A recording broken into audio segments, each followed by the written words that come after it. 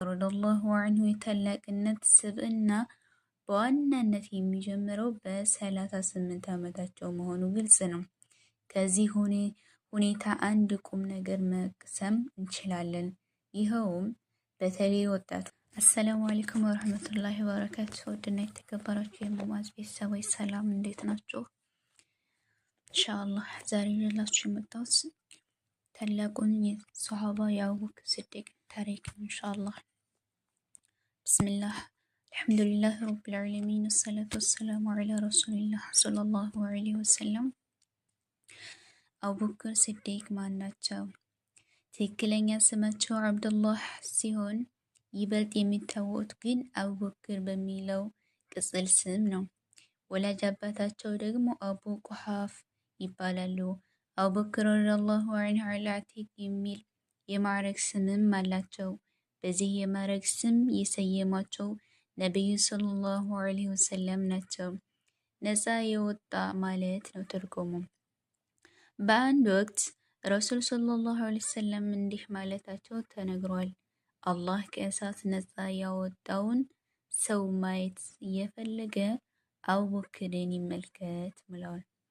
በሌላ ዘገባ ደግሞ ነቢዩ ሰለላሁ ዐለይሂ ወሰለም ለአቡበክር ረዲየላሁ ዐንሁ እንዲህ ብለዋቸዋል። አንተ አቡበክር ሆይ አንተ አላህ ከእሳት ነፃ ካወጣቸው ሰዎች ነህ።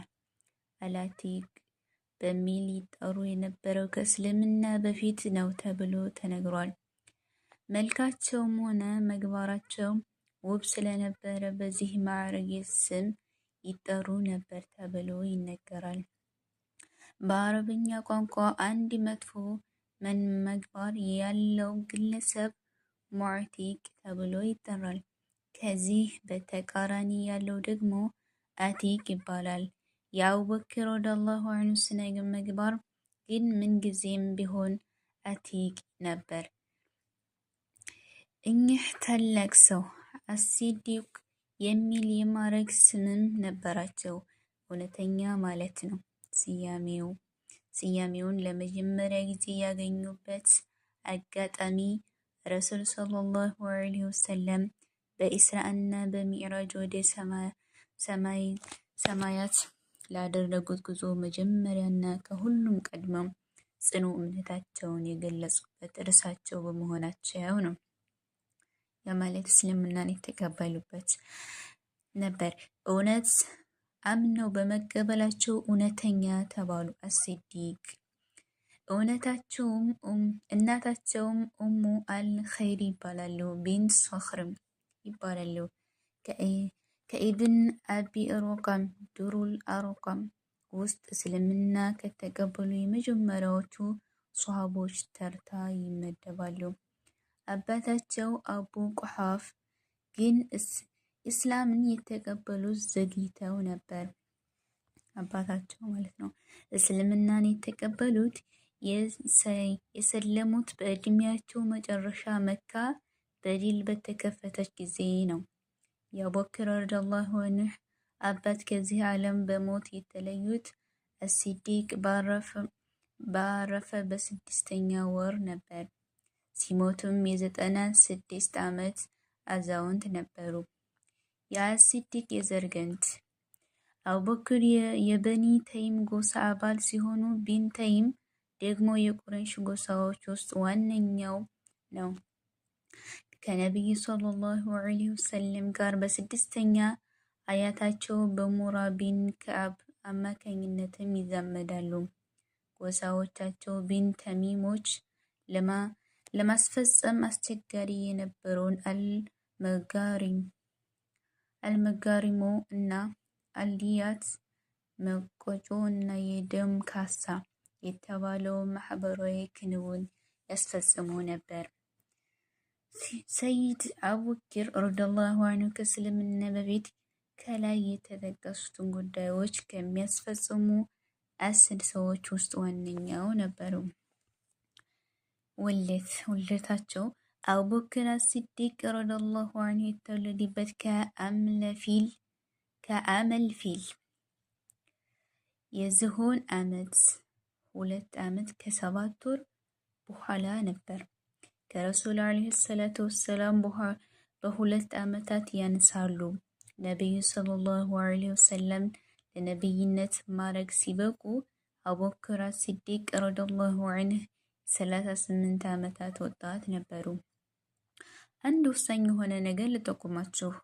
የአቡበክር አስሲዲቅ ረዲየላሁ ዐንሁ የታላቅነት ስብዕና በዋናነት የሚጀምረው በ38 ዓመታቸው መሆኑ ግልጽ ነው።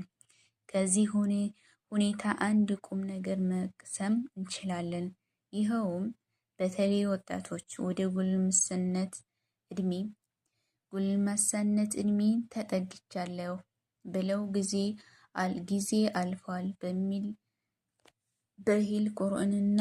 ቁርአንንና የሸሪዓ ትምህርትን ከመማር ተስፋ መቁረጥ እንደማይኖርባቸው ነው። የአቡበክር ረዲየላሁ ዐንሁ ታላቅነት ሀብሎ የጀመረው በዚሁ እድሜ ክልል ገዳማ መሆኑን ልብ ማለት ይሻል። ነቢዩ ሰለላሁ ዐለይሂ ወሰለም መካ ውስጥ ለ13 ዓመታት የዳዕዋ ቆይታ ካደረጉ በኋላ የአላህ ፈቃድ ሆኖ ወደ መዲና ለመሰደድ ሲወጡ አቡበክር አስሲዲቅ ረዲየላሁ ዐንሁ ተከትለዋቸው ተሰደዋል። የነቢዩ ሰለላሁ ዐለይሂ ወሰለም የ53 ዕድሜ፣ የሰይድ አቡበክር ደግሞ የ51 ዓመት የዕድሜ ባለጸጋ ነበሩ። ሰይድ አቡበክር ረዲየላሁ ዐንሁ ነቢዩን ሰለላሁ ዐለይሂ ወሰለም በመተካት አመራሩን ሲቀበሉ ኸሊፋ ሲሆኑ የ61 ዓመት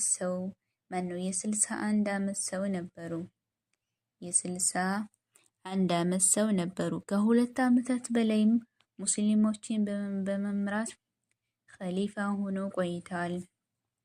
ከዚህ ዓለም በሞት ሲለዩም ልክ እንደ አሽረፈል ኸልቅ ሁሉም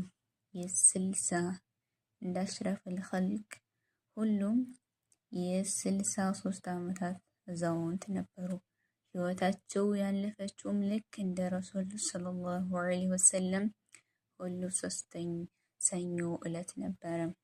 ነገሩ አጋጣሚ ነው ልንል ብንችልም ነቢዩን ሰለላሁ ዐለይሂ ወሰለም እግር በእግር ስንዝር በስንዝር ሲከተሉ በመኖራቸው ሞታቸውም ሆነ እድሜያቸውም ከረሱል ሰለላሁ ዐለይሂ ወሰለም እኩል እንዲሆን በማድረግ ቸሩ አምላካችን አላሁ ሱብሓነሁ ወተዓላ ጸጋውን አጎናጽፏቸዋል። ረዲየላሁ ዐንሁ ሚስቶቻቸውና ልጆቻቸው አስሲዲቅ በጃሂልያው ዘመን ከኢስላም በፊት 2 ሚስቶች በየተራ ያገቡ ሲሆኑ ከሰለሙ በኋላም እንዲሁ 2 ሚስቶችን በየተራ አግብተዋል። በዘመነ ጃሂልያ ያገቧት የመጀመሪያ ሚስታቸው ቁተይላ ቢንት አብዱል ዑዛ ትባላለች። እስልምናን ተቀብላለች አልተቀበለችም በሚለው ጉዳይ ላይ የታሪክ ምሁራን ተወዛግበዋል። በክህደት ላይ መጽናቷ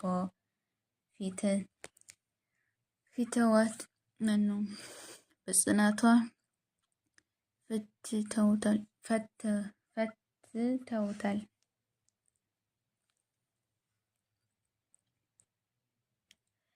በክህደት ላይ መጽናቷ ፈትተውታል የሚል ዘገባም አለ።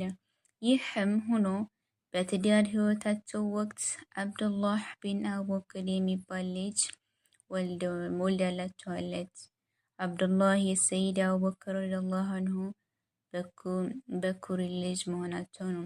ረሱል ዐለይሂ ሰላቱ ወሰላም እና አቡበክር ረዲየላሁ ዐንሁ ወደ መዲና ሲሰደዱ ስውር የተባለው ዋሻ ውስጥ ተሸሽገው በነበሩበት ወቅት የቁረይሾችን እንቅስቃሴ እየሰለሉ ዋሻው ድረስ በመሄድ ወሬ ያቀብሏቸው የነበሩት እኚህ የአቡበክር ልጅ አብዱላህ ነበሩ። አብዱላህ የሰለሙት የመጀመሪያው የዳዕዋ ተልእኮ ወቅት ነበር። ቀጣዩ ኢንሻአላህ ይቀጥላል። በሌላ ቪዲዮ እንገናኝ። እስካሁን ድረስ እስከ መጨረሻው ስላዳመጣችሁኝ ጀዛከላህ ኸይረን። ወሰላሙ አለይኩም ወረህመቱላሂ ወበረካቱሁ።